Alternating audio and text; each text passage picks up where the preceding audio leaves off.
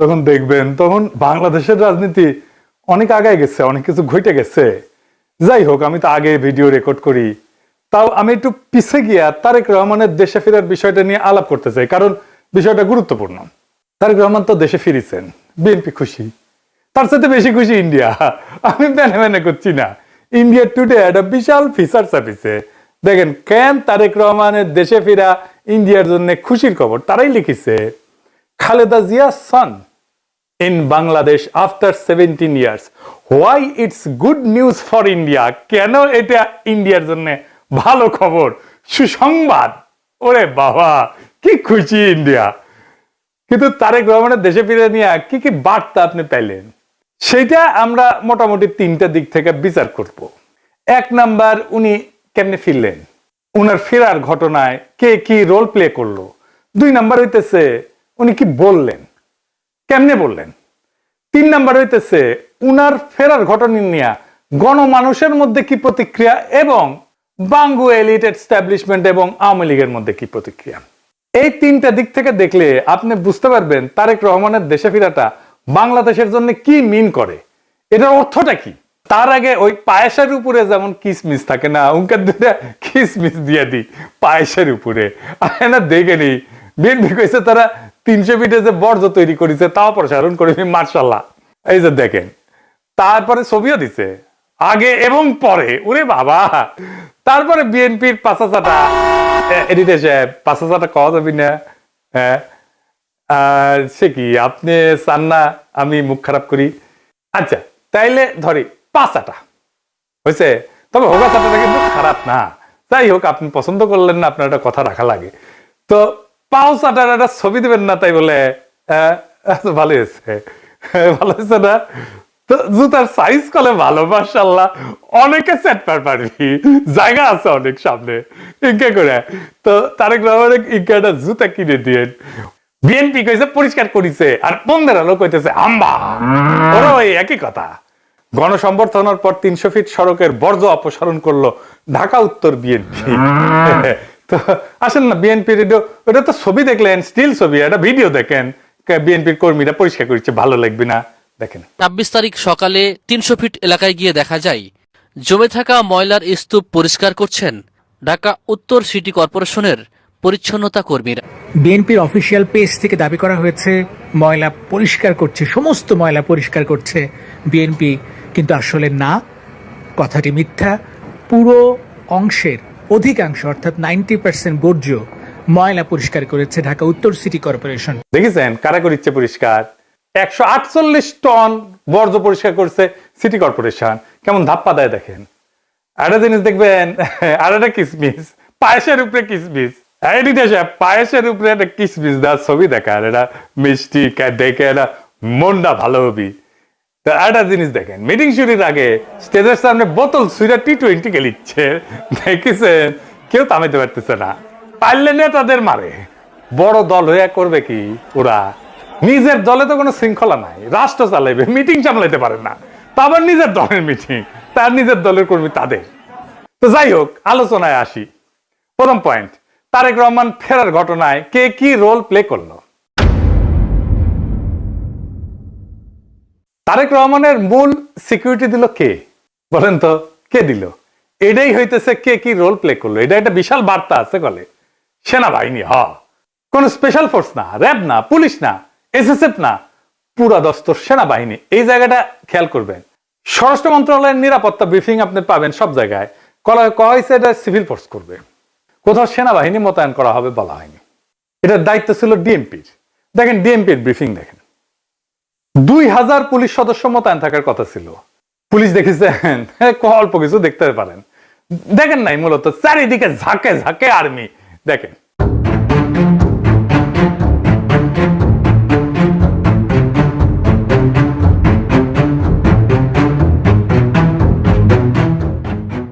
বাংলাদেশে কেউ কখনো এরকম নজিরবিহীন নিরাপত্তা পায় নাই, বাংলাদেশের ইতিহাসে পায় নাই, কোন রাষ্ট্রপ্রধান পায় নাই। যাই হোক, এই যে আর্মি নিরাপত্তা, এটা প্রফেসর ইউনূসের সরকার সিভিল প্রশাসনকে উপেক্ষা কইরা ওয়াকার দিছে।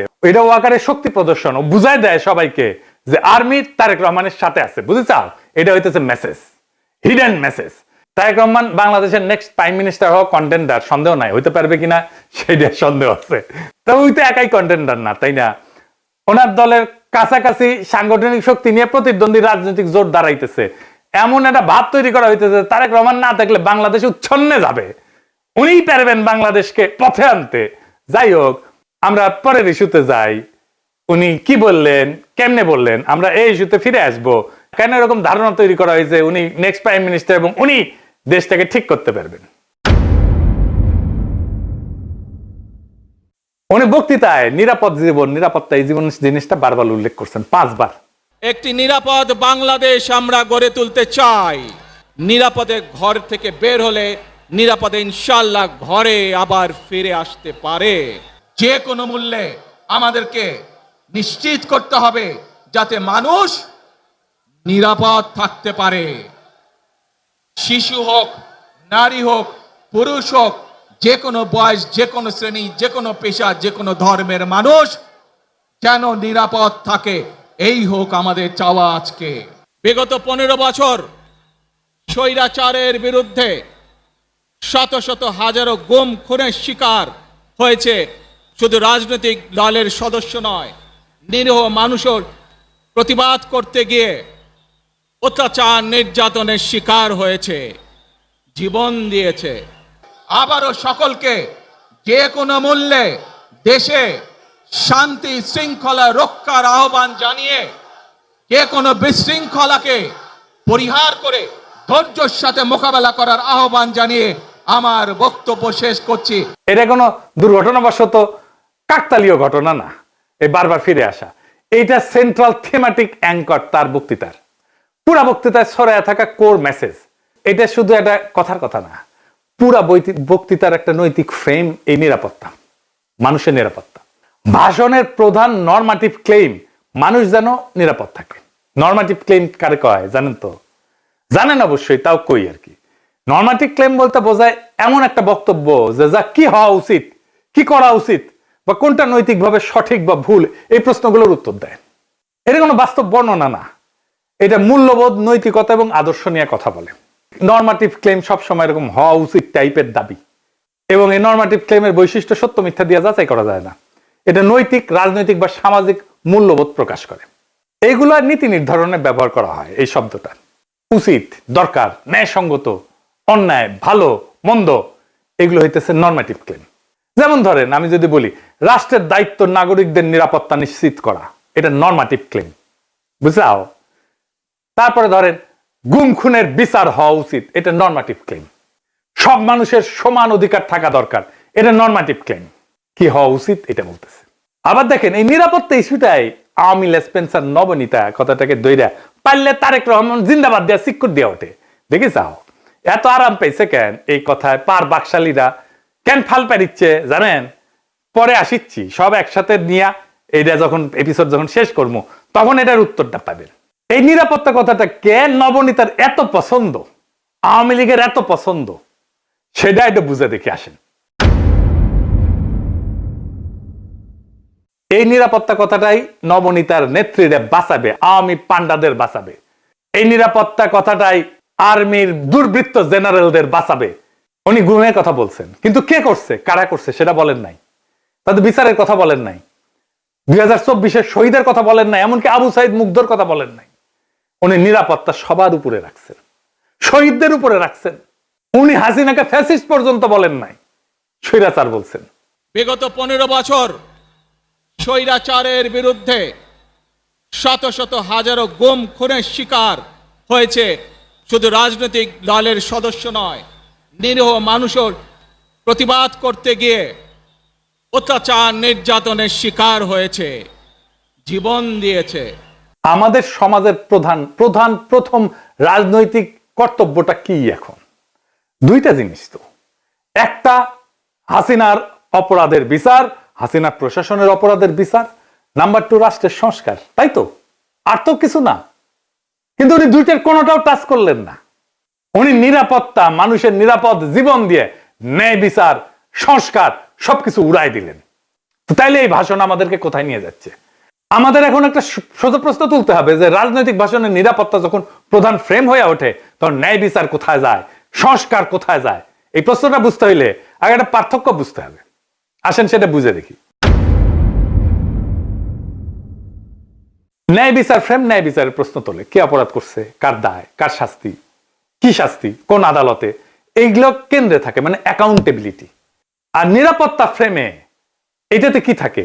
এইদিকে লেখেন, মানুষ যেন ভয় না পায়, সংঘাত না হোক, আর কোনো ঝামেলা না হোক, স্থিতিশীলতা আসুক, সবাই নিরাপদ থাকুক, এটার কেন্দ্রে থাকে স্ট্যাবিলিটি।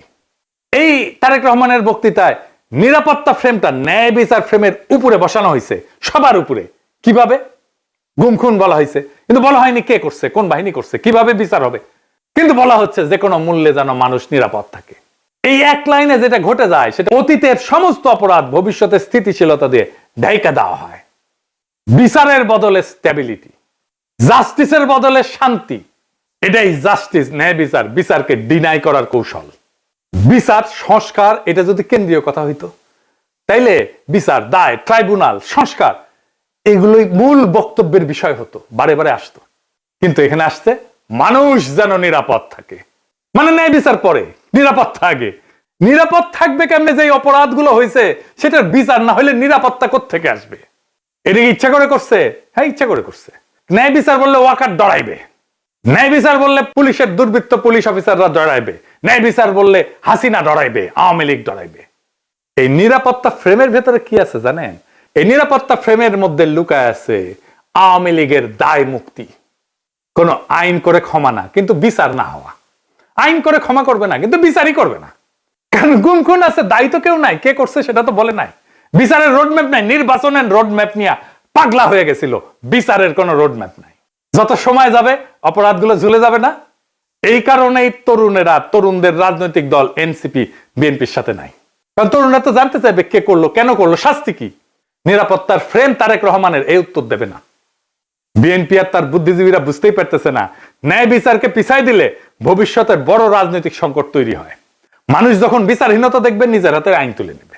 আর শেষ বিচারে তো বিচারহীনতা কোনো ইনসাফ না। যে রাজনৈতিক দল ন্যায় বিচারকে স্থিতিশীলতার নামে পিছায় দেয়, সে একদিন স্থিতিশীলতাকেই হারায় ফেলবে। আর একটা বিষয় হইতেছে, উনি বক্তা হিসেবে ভালো না, মানে নো অফেন্স, উনি বক্তা হিসেবে ভালো না। উদ্দীপনামূলক বক্তব্য উনি দিতে পারেন না। এমন একটা বিশাল অডিয়েন্স পেলে শেখ মুজিব তো ফাটায় ফেলতো। আমাদের এনসিপির নেতারা ভালো বক্তব্য দেয়, হাদিও ভালো বক্তব্য দিত। এই বক্তব্যটা অনেক মানুষ অনেক দিন ধরে মনে রাখবে না। এই বক্তব্য অনেক দিন অনেক মানুষ মিলে শুনবে, এটা হবে না।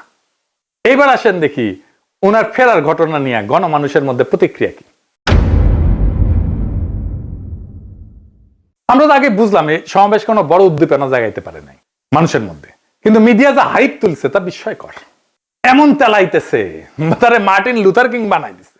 এমন তেলাইতেছে তারেক রহমানকে যে তারেক রহমান ভবিষ্যতে প্রধানমন্ত্রী কইয়া পরিচয় করাইতেছে। এটা দেখা খুবই বিরক্তিকর।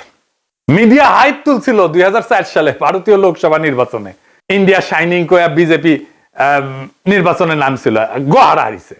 হিলারি ক্লিন্টন কেও মিডিয়া একদম হাইপ তুলছিল 2016 সালে, গোহারা হারছে ট্রাম্পের কাছে। ব্রেক্সিটেও প্রেডিকশন ছিল ব্রিটেন ইউরোপিয়ান ইউনিয়নে থাকবে, থাকে না। এটা মিডিয়ার প্রেডিকশন ছিল। মিডিয়া ফ্রেম করতেছে তারেক রহমানকে ভবিষ্যতে প্রাইম মিনিস্টার হিসেবে, এটা হবে বিএনপির জন্য ডিজাস্টার। ঐতিহাসিকভাবে প্রমাণিত যে জনগণ মিডিয়ার ভুল বা বায়াস প্রেডিকশনকে কেবল ভুল হিসাবে পাঠ করে না, তারা এটাকে ম্যানিপুলেশনের চেষ্টা হিসেবে বোঝে। 2016 সালের নির্বাচনের পরে পিউ রিসার্চ সেন্টার ধারাবাহিক জরিপ করছিল, এখানে বলতেছিল যে মিডিয়া ট্রাস্ট কনজারভেটিভদের মধ্যে এইটা ইতিহাসের সবচেয়ে নিচে নামে আসছে। মিডিয়ার ট্রাস্ট, মিডিয়ার বিশ্বাস। এবং অনেক তথ্যদাতা সরাসরি বলছে যে মিডিয়া আমাদেরকে বলার চেষ্টা করছে যেটা হবে, এবং তারা ভুল বলছে। এটাকে এজেন্ডা সেটিং হিসেবে মানুষ দেখে, মিডিয়া কভারেজ হিসেবে দেখে না। ফুকুয়েটারে বলছিল যখন জ্ঞান বর্ণনা না করে মিডিয়া নির্দেশ দিতে চায় জনগণকে, তখন তা ক্ষমতায় রূপ নেয়। তারা তারেক রহমানের ক্ষমতা তৈরি করতেছে, মিডিয়া ক্ষমতা, ভার্চুয়াল ক্ষমতা তৈরি করতেছে। আর হান্না আন্ড্রেড বলছিল যে এমন ক্ষমতা জনগণ নীরবে সহ্য করে না, সে প্রত্যাখ্যান করে। তাই বহু নির্বাচনে আমরা দেখি জনগণ ব্যালট ব্যবহার করে কেবল কোন প্রার্থীর বিরুদ্ধে না, ভবিষ্যতে আগেই লিখে রাখা মিডিয়া ন্যারেটিভের বিরুদ্ধে প্রতিশোধ নেয়। বাংলাদেশের জনগণ এই যে তারেক রহমান আগামীর প্রধানমন্ত্রী, এই মিডিয়া ন্যারেটিভের বিরুদ্ধে প্রতিশোধ নেবে, লিখে রাখতে পারেন আজকের কথা। তারপরে ধরেন পাবলিকের যা হয়রানি হয়েছে দেখেন একটু। দেখেন কি পরিমাণ লোক এয়ারপোর্ট থেকে সবাই লাগেজ মাথায় করে কিন্তু বের হচ্ছে। দেখেন, আপনারা দেখলে অবাক হয়ে যাবেন যে শত শত না হাজার হাজার লোক আটকে পড়েছিল, যারা প্রবাস থেকে বাংলাদেশে আজকে আসছে বা কালকে রাত্রে যারা আসছে বের হয়ে যেতে পারছে, আজকে যারা আসছে সহজে কিন্তু সকালবেলা বের হতে পারে নাই। এখন তারেক রহমান সাহেব বের হয়ে গেছে, সবাইকে বের হওয়ার ব্যবস্থা করছে এবং সবাই বের হয়ে যাচ্ছে। আর একটা হয়রানি দেখেন পাবলিক কি করছে।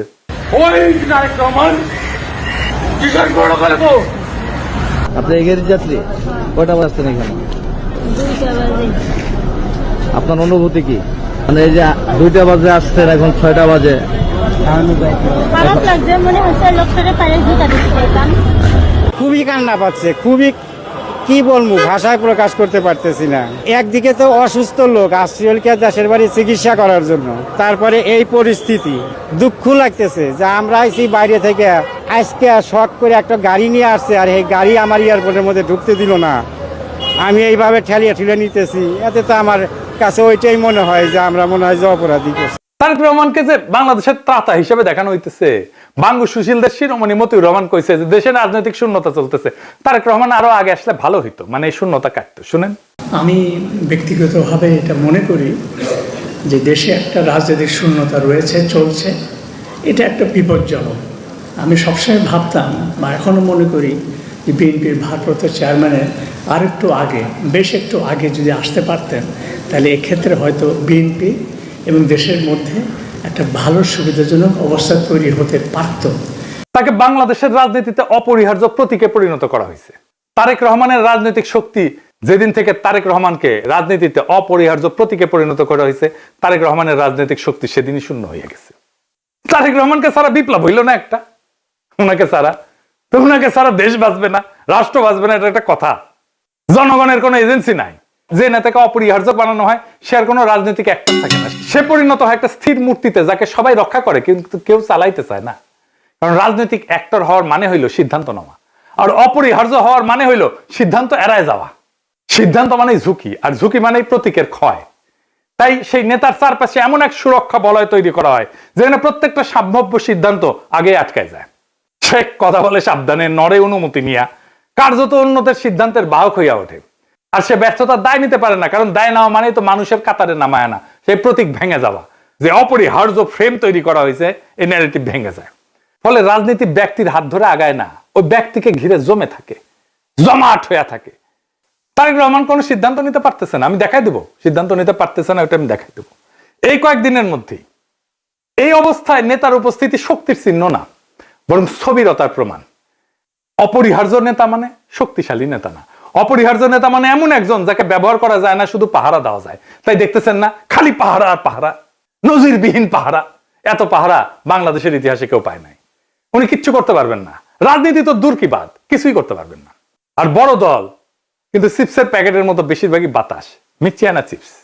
দলের প্রধান নেতা আসবে, মির্জা ফখরুল বলল তারেক রহমান যেদিন আসবে সেদিন দেশ যেন কাঁপা ওঠে, কাঁপুনি দিবে। আমি আপনাদেরকে জানাতে চাই, নেতা যেদিন আমাদের আসবেন, যেদিন বাংলাদেশে পা দেবেন, সেদিন যেন সমগ্র বাংলাদেশ কেঁপে উঠে। বন্ধুগণ, এই কাপাকাপি করতে গিয়া একটা প্রোগ্রাম নিছে, পঙ্গু হাসপাতালে আহত জুলাই যোদ্ধাদের দেখতে যাবে তারেক রহমান। আসার পরে দেখা গেল পঙ্গু হাসপাতালে জুলাই যোদ্ধার নাই, একজনও নাই। এটা কারোই মাথায় আসেনি, তারেক রহমানেরও মাথায় আসেনি যে ওখানে আসলে কেউ আছে। 3টা না 4টা প্রোগ্রাম তো কয়দিনে, তাই না? এতদিন ধরে প্রস্তুতি নিচ্ছে। আচ্ছা, জুলাই যোদ্ধা কে কে আছে? উনি গেলে কোন ওয়ার্ডে যাবেন, কার সাথে দেখা করবেন, কি নিয়ে যাবেন, কোনো পরিকল্পনা নাই। তো এই হইতেছে রাষ্ট্র ক্ষমতায় যাবে যে দল, সেই দশের প্ল্যানিং দেখেন। রাজনীতি আগাইলো, ওরা তো কাঁপাইতে চাইতেছেন, রাজনীতি করতে চাইতেছেন না, স্পেকটাকাল দেখাইতে চাইতেছেন। পলিটিক্যাল লিডারের স্পেকটাকাল হইতেছে তার বক্তৃতা, তার রাজনীতি। কত লোক দেখতে আসছে জনসভায়, কত লোক হাজির হয়েছে, এটা স্পেকটাকাল না। কাঁপায় দিছে কিনা, এটা পলিটিক্যাল স্পেকটাকাল না। আর পাবলিক সাফারিংস, এইটার জন্য কি পাবলিক সাফারিংস হয়েছে? তাহলে ফাইনালি ওনার যে হোম কামিং, দেশে ফিরে আসা, এর পিছনে আসলে কি? এইটা হইতেছে এক ত্রিভুজ প্রেমের লম্বা কাহিনী। ত্রিভুজ প্রেম করলে এটা ঠিক জমে না, অন্য কিছু কইলে ভালো হইতো, আর একটু দুষ্টু কথা কইলে ভালো হইতো, আমি আর কইব না ওইটা। তো যাই হোক, বুঝাই দিয়েছেন কি কইতে চাইতেছি আর কি, বুঝছাও তো। মানে ত্রিভুজ প্রেমে তো একজন ছেঁকা খাইতে হয়, এটি না, এটি 3জনই মজা পায় আর কি, বুঝছাও। তো যাই হোক, তো এই ত্রিভুজ প্রেমের 3 অ্যাক্টর হইতেছে ওয়াকার, এডিটর সাহেব, এটা ত্রিভুজ আকার, এটা ওয়াকার একদিকে বিএনপি আর ইন্ডিয়া। ওয়াকার আর দুর্বৃত্ত জেনারেলের লাগবে গুমের বিচার থেকে বাঁচা, ইন্ডিয়ার লাগবে আগের জমিদারি ফিরে পাওয়া, আর বিএনপির লাগবে ক্ষমতা। এই 3 শক্তি এক হইছে, একজনকে আর একজনের লাগবে। ওয়াকারের বিএনপি আর ইন্ডিয়াকে লাগবে, বিএনপির ওয়াকার আর ইন্ডিয়াকে লাগবে, আর ইন্ডিয়ার ওয়াকার আর বিএনপি কে লাগবে। কি মজা! এইটাই হইতেছে বন্দোবস্ত, এদের মধ্যে বন্দোবস্ত হয়ে গেছে। ইন্ডিয়া আনন্দবাজারে রিপোর্ট করে ইঙ্গিত দিছে আমরা আছি তারেক রহমানের সাথে, ওয়াকার শক্তি দিয়ে ইঙ্গিত দিছে আমরা আছি তারেক রহমানের সাথে, তারেক রহমান বক্তৃতা দিয়ে ইঙ্গিত দিছে আমরা আছি তোমাদের সাথে। শান্তি আর শান্তি, নিরাপত্তা, এর বাইরে আর কিছু হবে না। গুমের বিচার হবে না, সংস্কার হবে না, কিসের ভাল। আর আওয়ামী লীগ নমনেতাদের দিয়ে বার্তা দিছে। শুধু তাই না, এই যে দেখেন আশরাফুল আলম খোকন, হাসিনার পিএস, কি বলে দেখছেন? তারা বলে তারা বিএনপির পাশে দাঁড়াইছে। আবার দেখেন আরেকজন, দেখেন আওয়ামী লীগ, তার প্রোফাইল পিকচার দেখেছেন? হ্যাঁ, সঞ্জিদা খাতুনের ছবি দিছে, তা সেরা ছবিটা দিছে, দুঃখ ভাব একটু, বুঝছাও তো। ওই কয় যে গরু দুধ দেয় তার নাকি লাথি খাওয়া যায়, মানে বিএনপি দুধ দিচ্ছে এখন। বিএনপির আবার দুধও আছে। না আছে সত্যি আছে, আমি মিছা কথা কইতেছি না, আমি দুষ্টামি করেছি না। বিএনপির দুধু আছে, আসলেই আছে। এই যে দেখেন বিএনপির দুধু, দেখি বিএনপির দুধু আছে, তো বিএনপির দুধু দিয়ে দিছে আওয়ামী লীগকে। যাই হোক, আপনি কিছুদিন পরে দেখবেন পার নাস্তিক গুলা দাঁড়াইতেছে বিএনপির পাশে এবং তারা বলতেছে আমরা বিএনপিকে ভোট দিব। আমি দেখাই দিব, বলতেছে তারা পার নাস্তিক, যাদেরকে ঘৃণা করেন আপনারা। বিএনপিকে ক্ষমতা আনার জন্য এই সবগুলো শক্তি এক হয়েছে। কেন্দ্র দখল করবে, প্রশাসনকে কাজে লাগায়, পুলিশকে কাজে লাগায়, গুন্ডা আর হুন্ডা দিয়ে নির্বাচন হবে, আর্মি বসে থাকবে অথবা আর্মিও পিটাবে পাবলিককে, ব্যালট বাক্স লুট হবে। আওয়ামী লীগের পুরো সংগঠন বিএনপির জন্য কাজ করবে, টাকা আসবে, খালি টাকা আর টাকা, লুট করা টাকা ফেরত আসবে কিছু। নির্বাচন প্রচারণার জন্য এই 4 বান্ডেল দিলাম ব্যানার পিস্টন করার জন্য, আর এটি লাগাইবা শুধু মোটরসাইকেল বহরের জন্য। মোটরসাইকেল নিয়ে আসবা 7টা, ঠিক আছে, যেখানে নিয়ে আসবা। আর এটি রাখো শুধু নির্বাচনের দিন চা সিগারেট খাওয়াইবা মানুষকে। আর এই 7-8 বান্ডেল যেটি আছে, সকালবেলা সীসা খাইবা, হ্যাঁ সীসা খাইবা বৈশা। আমি পাস করবো না, সমস্যা নেই। সেই টাকা বিএনপি নির্বাচনের জন্য কাজে লাগবে। এই জন্য খোদা বক্সকে সরাই দিছে প্রফেসর ইউনূসের সরকার। প্রশাসন, পুলিশ, জেনারেলরা মাথায় রাখেন, এই নির্বাচন আমাদের আজাদির নির্বাচন। সংসদের কাজ রাষ্ট্রে ইনসাফ কায়েম করা। আমার আগের ভিডিওটা দেখে নিয়েন, বিস্তারিত আলাপ করছি কিভাবে সংসদ আইন তৈরির মাধ্যমে সমাজের মাঝে থাকা ইনসাফের ধারণা রাষ্ট্রের আইনের মধ্যে ঢুকে দেয়। রাষ্ট্রকে ইনসাফমুখী করে তোলে সংসদ। এই ইনসাফের রাষ্ট্রই আমাদের আজাদির দিকে নিয়ে যায়। আমাদের প্রত্যেকটা ভোটকে আমাদের মাঠে রক্ষা করতে হবে। প্রশাসন যদি গণরায়কে ছিনায় নিতে চায়, তাহলে ভোট ডাকাতদের এইবার বিতাড়িত করব বাংলাদেশ থেকে। আর এইবার প্রশাসনের, পুলিশের কাউরে যদি পক্ষপাত করতে দেখা যায়, কোনো মাপ কিন্তু নাই। আগামী সরকার বিএনপির হবে না, প্রফেসর ইউনূসের সরকারের মতো ধ্বজভঙ্গ সরকারও হবে না। তাই খুব খেয়াল, ভোট রক্ষার লড়াইয়ের জন্য তৈরি হন। এইবার ভোট দিলেই হবে না, কেন্দ্র পাহারা দিতে হবে।